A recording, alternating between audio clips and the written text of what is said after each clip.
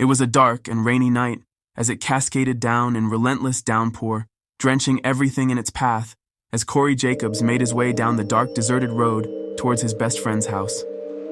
The wind howled like a pack of wolves, and the rain poured, but Corey didn't care as he was used to it.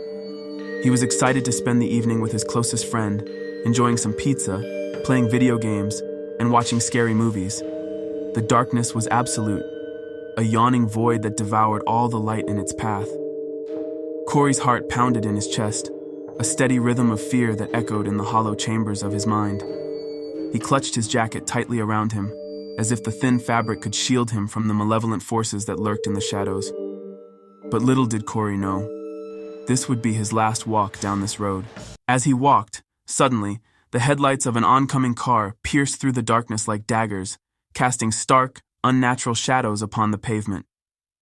Corey barely had time to register the impending danger before the vehicle struck him with bone-crushing force, leaving his mutilated body in a bloodbath of carnage and destruction, instantly sending his body hurtling into the abyss of death. The rain continued to fall, a relentless barrage that washed away the last traces of his existence. But death was not the end for Corey Jacobs. His spirit lingered on, trapped in a purgatorial limbo between the realms of the living and the dead. Anguish and fury consumed him as he watched his killer flee into the night, leaving him to rot in the lonely embrace of the road. Night after night, Corey's ghostly form rose from the depths of despair, his ethereal presence suffusing the very fabric of the road itself.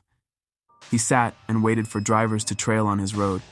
Those unfortunate enough to wander into his domain would find themselves ensnared in a waking nightmare, their senses assaulted by the suffocating weight of his malevolent rage. His vengeance knew no bounds as he prowled the darkened expanse, twisting and warping the very reality of the road to Suit, his insatiable thirst for retribution. Shadows danced and whispered around him, their sinister murmurs echoing through the night like a chorus of damned souls. Pedestrians and motorists alike became unwitting pawns in Corey's twisted game, their screams of terror swallowed by the endless void of his wrath. Some were driven to madness, their minds shattered by the relentless onslaught of his spectral fury. Others simply vanished without a trace, their bodies consumed by the darkness that lurked at the edges of Corey's domain. But it was not enough. No, Corey hungered for more than mere mortal suffering. He craved the taste of their souls, yearned to drag them down into the abyss of eternal torment that had become his prison. And so, as the years stretched on, and the tales of Corey Jacobs faded into legend, the road became a cursed battleground, a battleground where the forces of darkness reigned supreme. His malevolent spirit twisted and contorted, its once human form warped beyond recognition by the depths of its own depravity. In the end, Corey's insatiable thirst for vengeance proved to be his undoing. For in the darkness, evil always finds a way to triumph. And as the last echoes of his tortured victims faded into the night, Corey Jacobs emerged victorious, his spectral form looming over the desolate road like a vengeful god waiting to take revenge. Anyone who dares enter the road that took his life. In the eerie silence of midnight, Rebecca found herself trapped in a macabre nightmare. As a waitress who toiled tirelessly during the late shift, she was desperate for slumber, but it eluded her. With each tick of the clock, she grew more anxious, knowing that this terrifying entity called the Nightmare Man was on his evil, sinister way. Legends whispered about this malevolent entity, a creature that preyed on the fears of those who feared him, and anyone who dared to stay awake past midnight. Its long, claw-like fingernails scraped against the walls, sending shivers down her spine. The Nightmare Man would slither from the darkness of closets and creep to her bedside, his presence casting an oppressive gloom upon the room. Rebecca tossed and turned, her mind racing with fear. She had only an hour to fall asleep, but slumber seemed impossible. Her heart pounded in her chest as the clock ticked down. 30 minutes remained, and she reached for a bottle of NyQuil in desperation. But even that seemed futile, as its effects would take time to kick in. As the clock struck 11:59 p.m., Rebecca's world turned sinister. The air grew heavy with an oppressive dark presence, and she could hear the nightmare man approaching from the depths of her hallway closet. Its footsteps echoed through the darkness, each step sending a chill down her spine. Rebecca's eyes widened in terror as she watched the door to her room creak open. A shadowy figure emerged, its form both grotesque and horrifying. The nightmare man's eyes glowed with an otherworldly fire, and its mouth twisted into a cruel smile. Its claws scraped against the walls, leaving deep gouges in its wake. Rebecca screamed in terror, but her voice seemed to vanish into the void. The nightmare man hovered over her, its icy breath sending shivers across her skin. It reached out with its claws, leaving scratches and bruises on her arm. Rebecca closed her eyes, unable to bear the sight of its gruesome torment. But the nightmare man was relentless. It appeared and reappeared in different corners of her room, its presence growing ever more oppressive. Windows and doors slammed open and shut, adding to the chaos and terror. Rebecca felt her sanity slipping away as the nightmare man's torment reached its peak. As the night wore on, Rebecca's body grew weary and her mind succumbed to exhaustion. The nightmare man's presence faded, but the scars of its torment remained.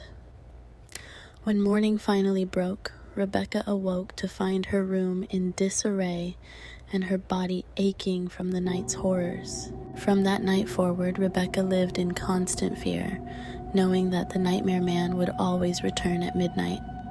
Sleep became a distant memory, replaced by an endless cycle of terror and torment. And so, the legend of the nightmare man lived on, a chilling reminder that even in the darkest of nights, there are horrors that lurk in the shadows, waiting for those who dare to stay awake past midnight. Rebecca still doesn't know if she falls asleep, not knowing she is really asleep, stuck in a nightmare that seems so real, or could it be that the nightmare man really does exist and haunts people at midnight?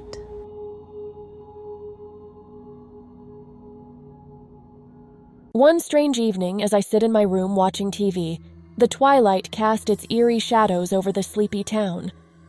Out of nowhere, I would feel a shiver crawl down my spine. It wasn't the darkness that unsettled me, nor the silence that enveloped the streets. It was the feeling that something or someone was watching me. But then, I heard a soft tapping on my window. I looked outside, but there was no one there. I heard the tapping again, and I slowly turned my head to look out the window. What I saw made my blood curdle and run cold. There was a creepy face of a woman peeping in through my window, staring at me with its lifeless eyes.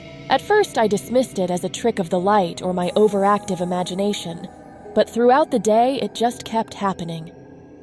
I couldn't ignore the chilling reality of what I was experiencing. The face belonged to a woman, or at least it appeared to be a woman. Her features were distorted, her eyes hollow and empty, as if they held secrets too terrifying to comprehend. Every evening, without fail, she would materialize outside my window, her pale visage pressed against the glass as she searched the darkness with an insatiable hunger. I tried everything to rid myself of her presence, to draw the curtains, to shut the windows tight, but nothing seemed to deter her relentless pursuit to stare in my window. It was as if she was searching for something, or someone, and I was nothing more than a pawn in her sinister game. One evening, as the sun dipped below the horizon and the world was cloaked in darkness, I decided I would confront the creepy face once and for all, put an end to her tormenting presence, and reclaim my peace of mind. I couldn't go through this torment anymore. I had to do something to get rid of this creepy lady. With a pounding heart, I steeled myself for what lay ahead. As the familiar chill of her presence washed over me, I turned to face the window, determined to meet her gaze head-on. But when I looked, she wasn't there. Confusion gnawed at my insides as I scanned the empty street outside, searching for any sign of her sinister silhouette. And then, I heard it. A soft whisper, barely audible above the sound of my racing heartbeat. I turned, my breath catching in my throat, to find her standing beside my bed, her form twisted and contorted into a hideous, demonic shape. I recoiled in horror, my mind unable to comprehend the nightmare unfolding before me. But before I could flee, she spoke. A voice as cold as death, yet tinged with a hint of melancholy as she whispered, "I just wanted a friend. Will you please be my friend? It's so lonely being dead." And with that, she vanished into the darkness, leaving me trembling in her wake, still trying to process the paranormal activity happening before my very eyes.